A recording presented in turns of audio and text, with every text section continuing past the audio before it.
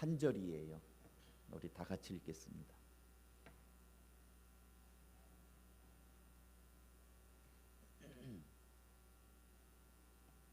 마태복음 13장 44절 다 같이 읽습니다. 시작.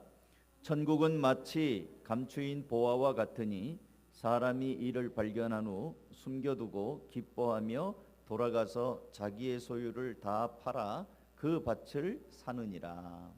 아멘.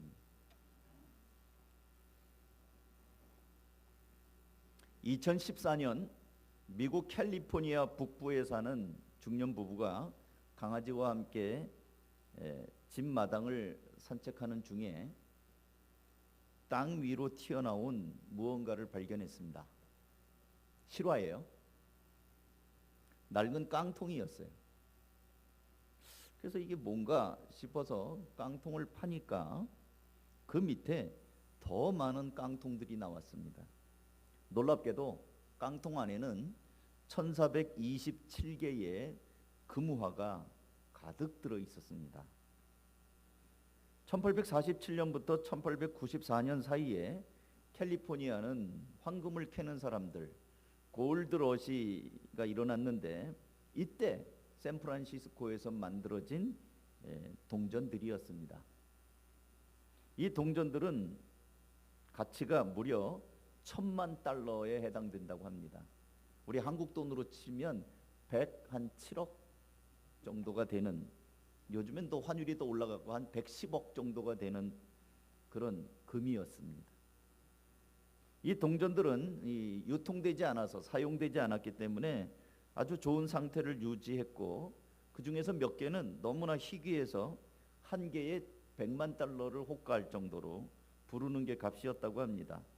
이 화폐를 감정한 감정사는 이 같은 보물을 다룰 기회는 흔치 않습니다. 이 부부는 진짜 무지개 끝에 있는 금단지를 발견한 것과 같습니다 하고 놀라움을 금치 못했습니다. 그 깡통이 어디 갔는지 우리가 발견했으면 얼마나 좋았을까요? 땅에다가 금은 보화를 감추는 일은 고대 이스라엘에서도 흔히 볼 수 있는 광경이었습니다. 이스라엘은 전쟁의 땅이었습니다. 하루도 옛날 이스라엘은 전쟁이 그칠 날이 없었습니다. 전쟁과 포위, 점령과 착취, 수탈, 이런 역사들이 많다 보니까 이 부유한 유대인들은 전쟁이 시작할 것 같으면 자기의 재산을, 집에 있는 또 귀한 물건이나 보석 같은 것을 깊숙이 땅 속에다 묻고는 했습니다. 그게 재산을 지키는 가장 안전한 방법이었습니다. 요즘에 은행이 있으니까 그런데 은행이 없는 때는 그 돈을 어디다 놓을 거예요? 그래서 자기만 아는, 나중에 안정되면 찾아와서 다시 꺼내려고 자기만 아는 은밀한 장소 땅 속에다가 묻고 거기다가 표시를 해놓았습니다. 유대 역사가 요세푸스는 유대인들은 전쟁의 불확실한 상황을 대비하기 위해서 금과 은과 귀한 가구들을 땅 속에 파묻었다라고 역사에 기록을 해놨습니다. 여러분, 성경에 보면 야곱이 상수리 나무 아래다가 그 금고리, 귀걸이 이런 것들을 전부 다 뽑아가지고 묻는 장면이 나와요. 그래서 제가 예수님을 처음 믿을 때 나중에 거기 가서 한번 찾아보고 싶은 생각이 들었던 적이 있습니다. 이미 다 누가 찾아갔겠죠. 근데 문제는 보물을 숨겨놓은 사람이 전쟁이나 불의의 사고로 죽는 경우가 생깁니다. 그러면 이게 감춰놓은 보물이 물려주지를 못한 거예요. 자기 아들아, 보물이 어디 있다, 너만 알고 있어라, 이래야 되는데 그 말 하기 전에 죽었어요. 보물은 나만 아는데 감춰놓고 죽은 거예요. 그 보물은 그래서 역사 속에 이제 감춰진 겁니다. 그래서 수십 년 또는 수백 년 동안 아무에게도 발견되지 않고 땅 속에 묻혀 있는 보물들이 있다는 거죠. 예수님께서는 오늘 이 말씀이 유대인들에게 익숙한 문화를 언급하시면서 이 비유를 말씀한 거예요. 다시 한번 읽어볼게요. 한번 여러분들도 같이 읽어볼까요? 아까는 그냥 읽었으니까 지금은 그렇게 보물을 감춰놓는 풍습, 시작. 천국은 마치 밭에 감추인 보화와 같으니 사람이 이를 발견한 후 숨겨두고 기뻐하며 돌아가서 자기의 소유를 다 팔아 그 밭을 사느니라. 그러니까 누군가가 감춰놓은 거예요. 비유 속에는 한 사람이 등장하죠. 이 사람은 주인은 아니에요. 밭주인에게 땅을 빌려서 농사를 짓는 사람입니다. 일종의 소작농이죠. 농사 짓고 나서 수확을 하면 주인에게 뭐 삼칠제든지 뭐 육사제든지 사륙제든지 해서 나눠서 주인에게 땅값으로 곡식에 얼마를 주고 나머지는 자기가 갖는 거예요. 자기가 땅 주인 아니니까. 근데 이 사람이 땅을 갈다가 엄청난 무슨 괴짝 소리가 나서 보니까 보물이 딱 발견이 된 거예요. 자, 여러분 같으면 어떻게 할래요?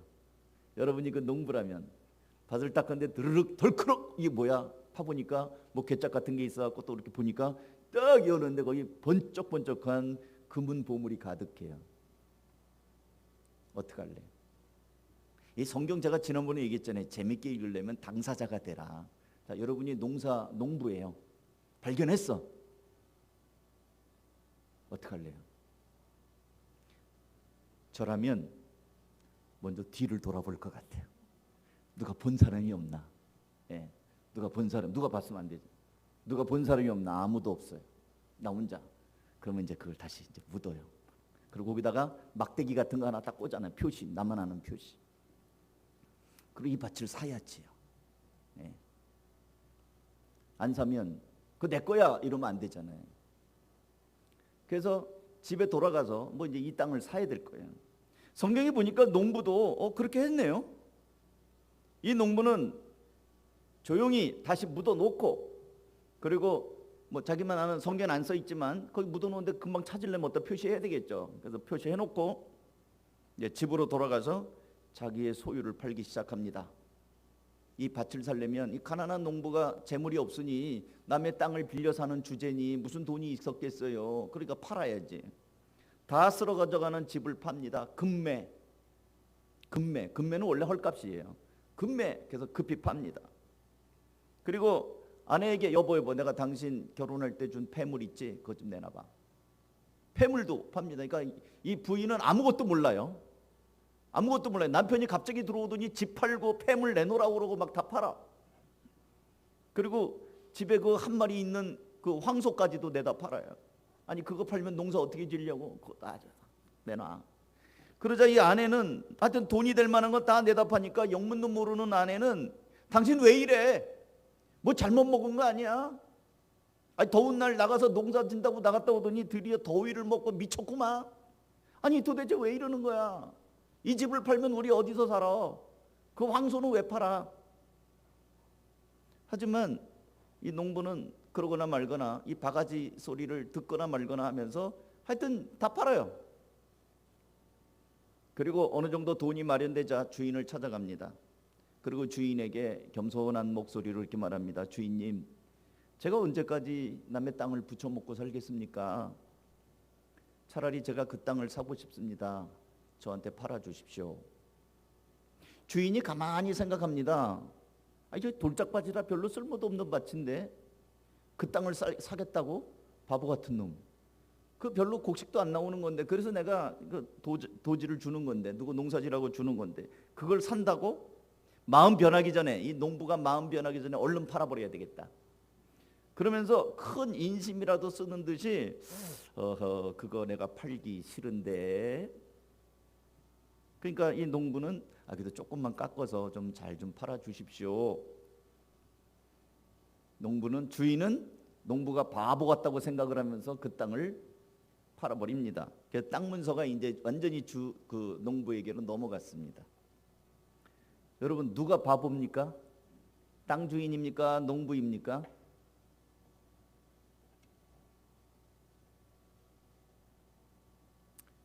또 다른 이야기입니다. 1867년 미국의 앤드루 존슨 대통령이 집권하던 시기입니다. 미국은 당시 제정 러시아의 영토인 알래스카를 720만 달러에 삽니다. 이것도 실화예요. 러시아는 알래스카 땅이 지도를 잘 보시면 러시아 땅하고 알래스카는 중간에 바다가 껴 있어요. 바다를 건너 멀리 있는 저 알래스카, 1년 내내 얼음 덩어리 땅, 사람이 살 수 없는 땅, 관리하기도 어렵고 쓸모도 없고 골치 아픈 땅, 이걸 팔아버려야 되겠다 생각을 하고 미국에다 팝니다. 근데 사실 여러분 지도를 보면 미국 본토에서 알래스카로 가려면 중간에 캐나다가 있어요. 그래서 미국 본토에서 바다를 건너서 알래스카로 가야 됩니다. 근데 러시아에서 바다 건너서 알래스카로 가나 미국에서 바다를 타고 알래스카를 가나 오히려 미국에서 알래스카 가는 게 더 멀어요. 근데 러시아는 쓸모없는 땅을 해서 팔아버립니다. 하지만 그 땅을 바라보는 미국은 다르게 생각을 했습니다. 물론 미국이 산다고 해서 얼어붙은 땅이 하루아침에 잔디밭이 되는 건 아니에요. 근데 미국은 그 땅을 알아보고 얼른 삽니다. 당시 720만 달러를 우리나라 돈으로 환산하면 82억 원입니다. 굉장히 큰 돈이죠. 그리고 화폐 가치가 다르니까 지금 가치로 따져보면 지금 여러분 역삼동 서울 그 테헤란로에 있는 빌딩이 최소 200억 원 정도 됩니다. 빌딩 한 채가. 그런 점에서 보면 이 알래스카 땅이 빌딩 한 채 값밖에 안 되는 거예요. 빌딩 한 채 값 정도로 그 어마어마한 땅, 우리나라보다 몇십 배가 큰 그 알래스카 땅을 미국이 삽니다. 이 거저 주순 거나 마찬가지죠. 그리고 지금 30년이 지나서 그 후로 30년이 지나서 알래스카에는 그 앞바다에는 엄청난 물고기들이 살고 있어요. 어자원이라고 그러죠. 그 물만 내리면 고기들이 잡혀요. 그리고 땅 속에도 3억 달러 이상의 황금과 환산하기조차도 어려운 막대한 양의 석유가 알래스카 땅에 묻혀 있습니다. 여러분 우리 석유 그러면 사우디아라비아만 생각하죠. 미국이 세계 제1위 또는 2위의 산유 국가입니다. 미국이 석유가 많이 나는 나라예요. 근데 미국은 안 씁니다. 안 쓰고 사다 쓰죠. 자기네 후손들을 위해서 남겨놓는 거예요. 똑같은 땅 알래스카를 놓고 미국과 러시아 두 나라가 서로 다른 생각을 했어요. 러시아는 쓸모없는 땅이다. 얼음덩어리 땅이다. 사람이 살 수 없는 땅이다. 이까지 쓰레기 같은 거 팔아버리자. 근데 미국은 땅은 후손들을 위하여서 필요한 것이다. 언젠가는 쓸모가 있을 것이다. 저 땅에는 놀라운 것이 있을 것이다. 그래가지고 대가를 지불하고 그 땅을 샀습니다. 이런 일은 오늘날에도 그대로 일어납니다. 미국과 러시아의 차이는 뭐예요? 보는 뭐가 중요한 것인가를 보는 그런 관점, 가치관, 중요한 것을 중요하게 볼 줄 아는 눈이 있느냐 없느냐 하는 것이었습니다. 근데 이게 성경에 보니까 예수님을 믿는 제자들 가운데에도 일어납니다. 여러분 예수님 믿는 제자들 중에 가룟 유다라는 제자가 있습니다. 아시죠? 가룟 유다는 12명의 한 명 중에 처음부터 내가 예수님을 팔아야지 하고 제자 된 거 아니에요. 여러분 오해하지 마십시오. 가룟 유다도요.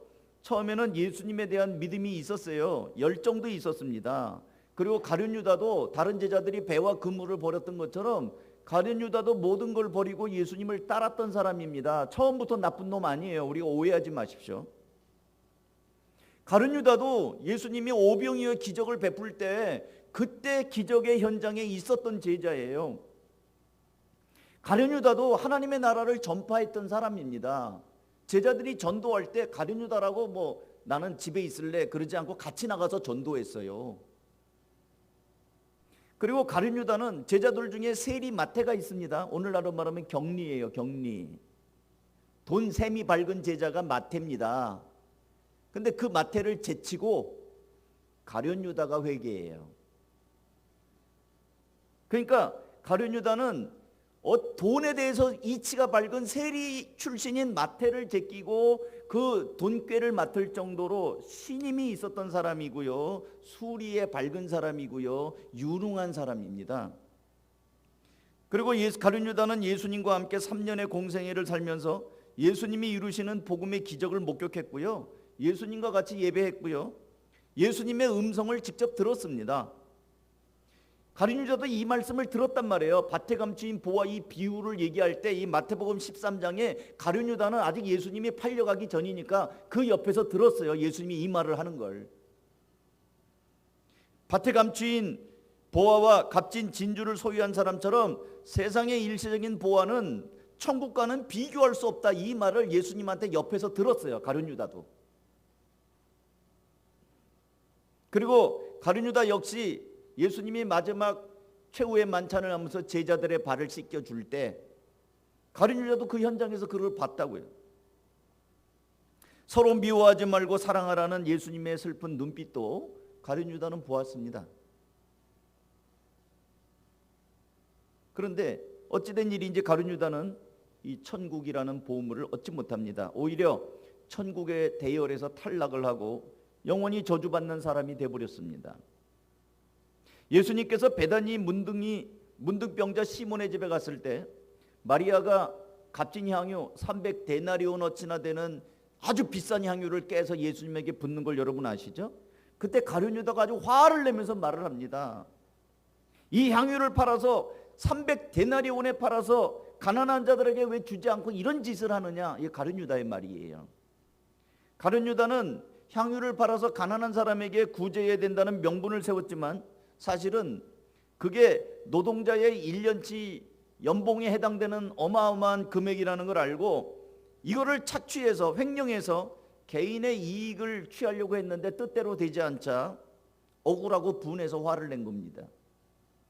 돈을 탐하는 마음이 그에게 치명적인 올무가 됐어요. 그리고 가룟유다는 예수님을 시기하고 비방하는 그 당시에 종교적인 기득권 세력인 대제사장에게 달려가서 내가 예수를 넘겨주면 너희들 얼마 줄래? 그래서 은돈 30냥을 받고 예수님을 팔아버립니다. 예수님께서는 가룟유다가 배반할 걸 아셨죠. 그리고 마지막 성만찬하는 자리에서 너희 중에 하나가 나를 팔 것이다, 회개할 기회를 예수님이 자꾸 암시하면서 줬지만 가룟유다는 그 기회를 날려버립니다. 그리고 자기 욕심을 따라서 예수님이 3년 동안 친히 보여주셨던 그 교훈들을 다 버리고 예수님을 팔아버립니다.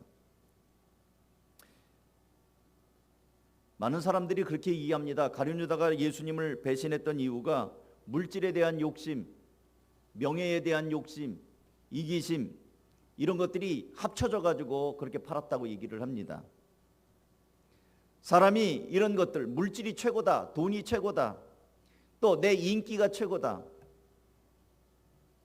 이제 대선을 앞두고 있는데 참 대선 끝나면 여러 사람이 망할 것 같은 생각이 들어요. 저는 되는 사람도 있지만 대선 끝나면 그 쫓아다니는 여러 사람들이 아마 어려움에 처할 것이라는 생각이 듭니다.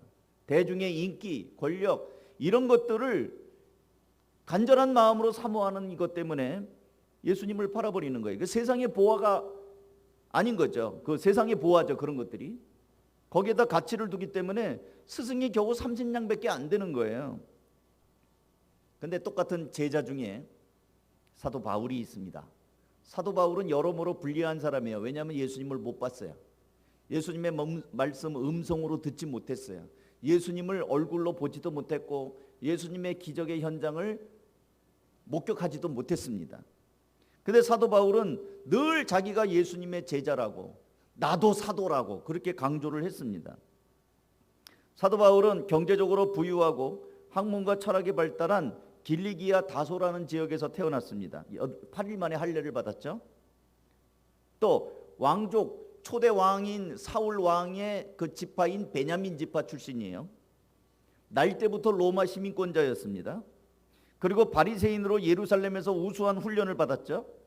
최고의 랍비이자 존경받는 스승인 가말리엘이라는 사람한테 공부를 했습니다. 어느 유대인보다 뛰어난 엘리트였어요. 그런데 사도 바울은 이렇게 말합니다. 세번역으로 읽어드릴게요. 빌립보서 3장 7절. 나는 내게 이루었던 것은 무엇이든지 그리스도 때문에 해로운 것으로 여깁니다. 그리스도를 아는 지식이 가장 고귀함으로 나는 그 모든 것들, 내가 가진 모든 것들을 오물로 여깁니다. 나는 그리스도를 얻고 그리스도 안에 있는 사람으로 인정받으려고 합니다. 사도 바울은 예수님을 만난 다음에 권력, 명예, 지위, 부 이런 것들을 다 중요하지 않은 걸로 여기고 버립니다. 과거에 소중하게 여기던 그런 것들이 그리스도라는 고귀한 가치에 비하면 아무것도 아니라는 생각을 한 것입니다. 그리고 예수님을 만난 다음에 사도 바울은 오직 예수님, 오직 복음, 이 복음을 전하는 일에 집중을 합니다. 순탄하지 않죠. 사도 바울은 박해를 받아서 고린도서에 보면은 하나님의 교회 성도들에게 보내는 그 편지에서 나는 유대인들에게 40의 하나감한 매를 5번이나 맞았다.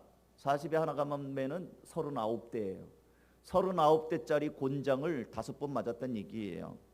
한 번 돌에 맞았고 여러 번 감옥에 갇혔고 수없이 굶고 추위에 떨고 죽을 고비를 겪었지만 나는 여러분들을 인해서 여러분의 영혼 구원을 위해서 내 마음이 눌린다, 이렇게 말을 합니다.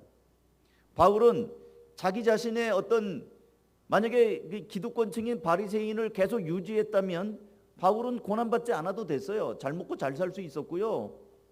자기 문화에다 사람들을 놓고 마치 학원 차리듯이 제자들을 해서 제자들로부터 뭔가 수강료 받으면서 얼마든지 편하게 살 수 있는 사람이었습니다. 근데 바울은 그것들은 다 배설물, 오물이다. 나는 예수를 간직하는 일에 이 모든 것들을 그렇게 나는 중요하지 않게 여긴다라고 생각을 합니다. 예수님이야말로 내가 다 팔아도 되는, 내가 가졌던 기득권, 내가 가졌던 지위 이런 걸 다 팔아도 되는, 바꿀 수 있는 보물로 여겼던 것입니다. 똑같은 예수를 보고 가룟 유다는 돈을 얻을 수 있는, 예수님이 하찮아서 은돈 30에 팔아버리는 가룟 유다가 있었는가 하면 똑같은 예수를 놓고 자기의 모든 걸 다 버리고 올인하고 예수를 바꾸는 사도 바울이 있었습니다. 구약 성경에는 에서와 야곱이 있습니다. 에서와 야곱은 어머니 한 배에서 난 쌍둥이죠. 1분 차이도 아닌 것 같아요.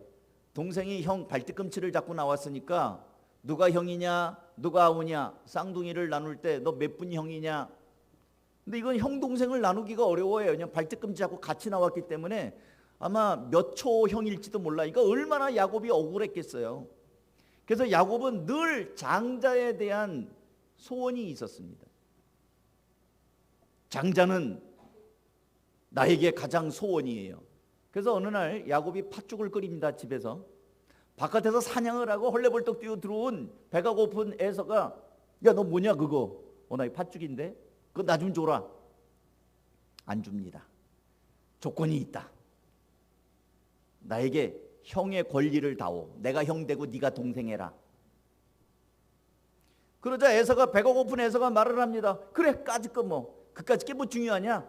그거 줘. 내가 형님 좀 주십시오. 이래갖고 동생한테 형님 소리 한번 하고 팥죽을 얻어먹습니다. 야곱은 팥죽이라는 것보다 나는 형 되고 싶다. 장자의 명분, 장자, 눈에 보이지도 않는 장자의 명분, 이것이 나의 보물이에요. 근데 에서는 그까진 명분보다는 팥죽이 내 보물이에요. 그리고 나서 이제 아버지 야곱이 이제 늙어서 죽을 때가 돼서 내가 너희들을 축복하마. 아들아 장자야 내가 너를 축복해서 모든 것을 하마. 근데 제가 성경을 잘 봤습니다. 야곱이 에서에게 뭘 줬나? 땅 문서를 줬나? 집 문서를 줬나? 숨겨놓은 무슨 보물을 줬나? 여러분 부모가 돌아가실 때 장자한테는 뭐 주잖아요. 저기 제 너머 있는 밭은 장남 아무개가 갖고 저기 있는 뭐 과수원은 누가 가져라. 실제적인 일 주는데 이 야곱은 준 게 없어요. 그거 찾아보세요. 야곱이 에서에게 뭐 줬나? 안 줬어요. 기도만 해줬어요. 기도만. 근데 이 야곱은 그 장자권을 받고 싶은 거예요. 그래서 눈먼 아버지를 속여가면서 양털로 몸을 꾸미고 양을 잡아가지고 맛있게 요리해서 아버지 목소리도 바꿔가면서 에서가 왔나이다. 축복을 받죠. 형이 받아야 되는 장자의 축복을 받습니다. 그리고 얼마 동안 있다가 이제 에서가 와가지고 아버지 저 왔습니다. 축복해 주세요. 그러니까 아버지가 깜짝 놀라면서 나 이미 다 축복해 줬는데 아까 온 게 너 아니었냐? 그래서 에서가 이 내 축복을 뺏었구나. 그놈이 지난번에 팥죽 갖고도 뺐더니 이번에도 뺏었구나. 아버지 돌아가시면 내가 너를 죽여버리리라. 야곱은 형이 복수할 것을 무서워해서 그 천리말리 떨어진 외삼촌 라반의 집에 가서 20년 동안 죽을 고생을 하지 않습니까? 거기서 여자 넷을 얻습니다. 라헬을 얻었지만 쏘아가지고 레아가 들어오고, 레아와 라헬 또 몸종들 빌하와 실바, 그래서 네 여자만 있어요. 그리고 줄줄이 사탕으로 애를 낳기 시작을 해가지고 모두 12명을 낳지 않아요? 하나님께서는 그 야곱에게 이스라엘이라는 국가가 되게 만드셨습니다. 여러분, 에서와 야곱의 차이가 뭐예요? 중요한 것을 어떤 걸 중요하게 생각하느냐 하는 가치의 차이입니다. 실제적으로 받은 건 없어요. 아버지로부터 아까도 얘기한 것처럼 땅 문서 하나 받은 거 없습니다. 집 한 칸 받은 거 없어요. 오히려 죽을 고생을 했죠. 아버지 야곱의 기도 한번 받은 죄로 도망가가지고 20년 동안 죽을 고생을 하다가 옵니다.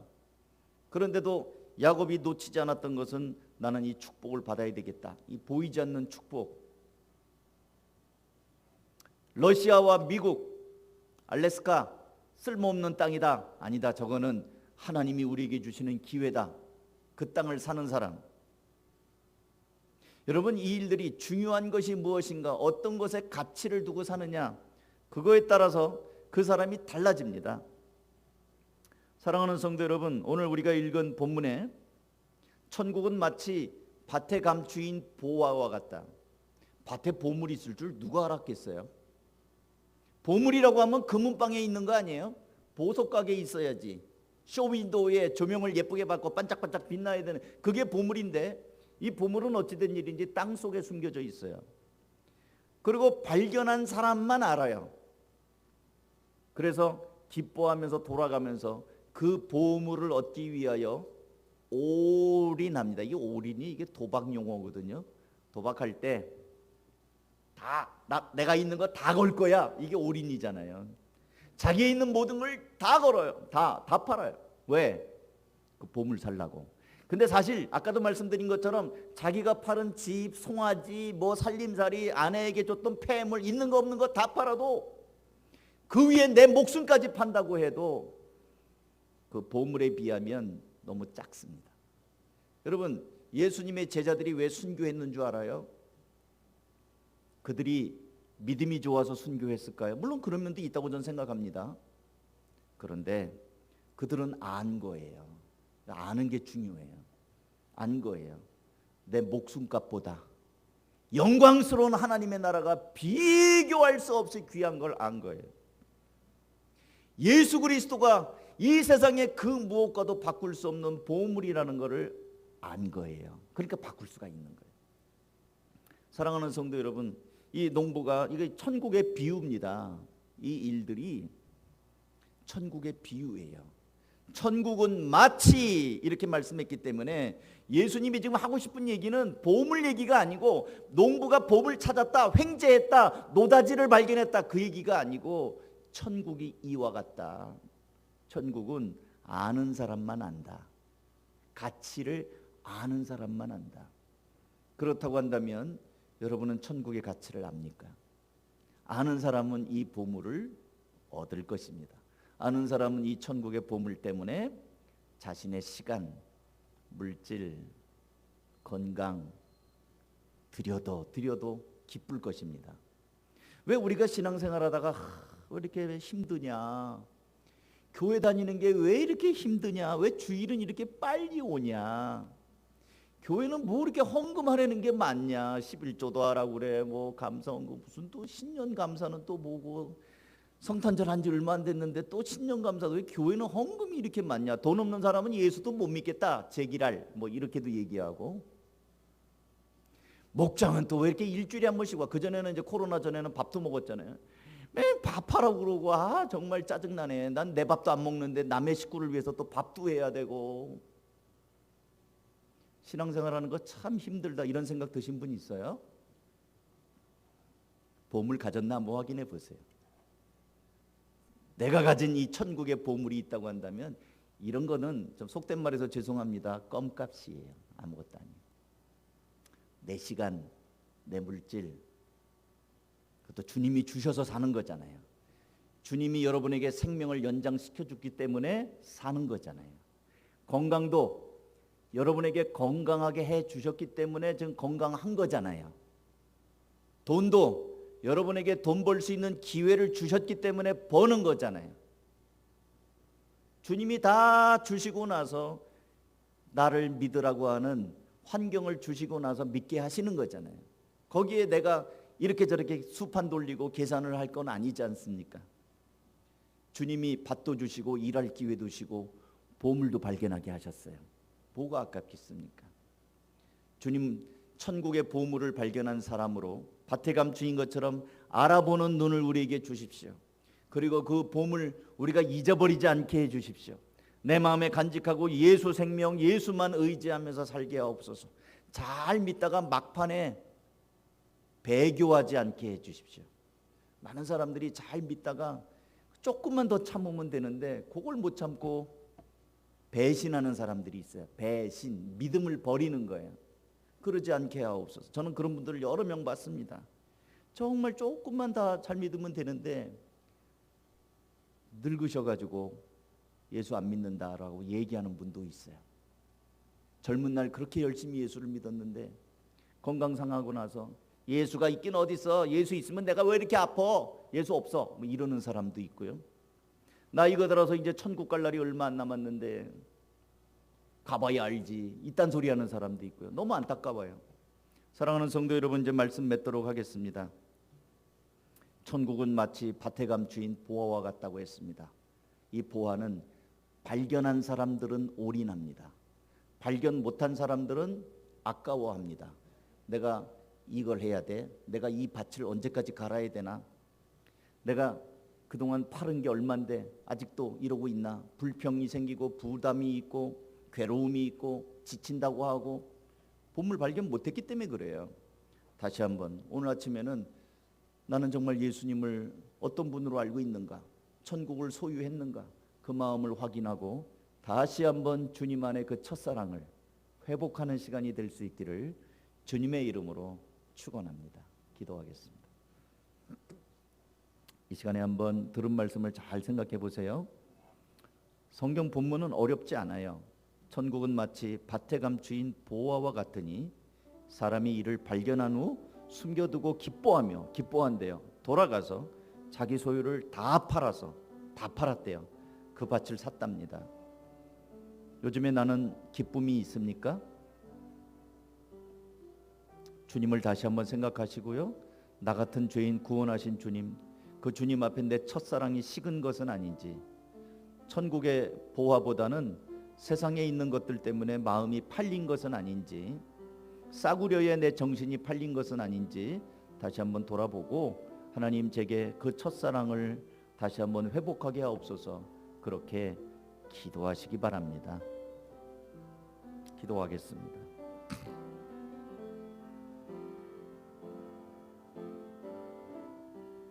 그렇죠.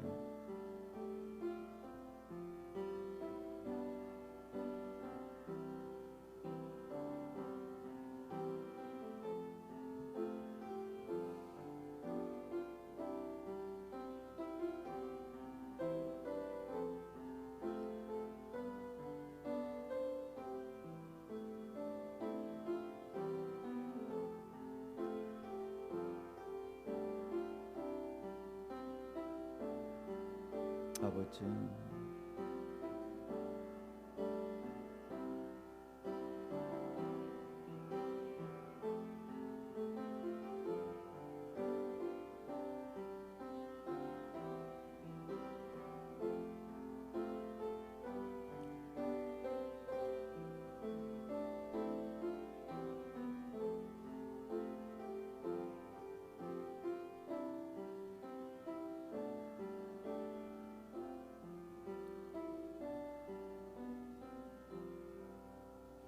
하나님 아버지, 우리가 예수님을 만나고 사람마다 다르지만 벌써 여러 해가 지났습니다. 주님 처음 만났을 때 뛸 듯이 기뻤고 또 눈물이 마를 날이 없었고 그 감사와 감격이 있었던 날들을 기억합니다. 그런데 이 세파에 찌들고 먹고 살기 바쁘고 또 이렇게 살아가다 보니 지치고 고나기도 하고 또 때로는 마음이 가라앉을 때가 많이 있었습니다. 오늘 이 말씀을 보면서 밭에 감추인 보물을 발견한 그 농부의 마음처럼 다시 한번 우리가 예수님을 다시 보게 하시고, 내 안에 계신 예수님, 나를 구원하신 예수님, 그분 때문에 있는 기쁨이 다시 활활 살아날 수 있도록 은혜를 더해 주시기를 원합니다. 코로나가 어렵고 우리를 지치게 만든다 할지라도 여전히 지금도 살아계시고 나와 함께 하시고 나에게 좋은 것 주시길 원하시고 지금도 나와 늘 동행하시는 그 예수님 의지하면서 다시 힘을 내게 하여 주시옵소서. 기도합니다. 축복합니다. 우리 한가족교회 모든 성도들 이 농부처럼 기쁨 가득하게 하시고 주님을 향한 헌신이 더욱더 깊어지게 하시고 그리함으로 하나님의 영광스러움이 성도들의 삶에 충만하며 날마다 행복한 삶이 될 수 있도록 받은 사람, 경험한 사람들만 아는 기쁨이 넘치게 하여 주시옵소서. 축복하고 예수님의 이름으로 기도하옵나이다. 아멘.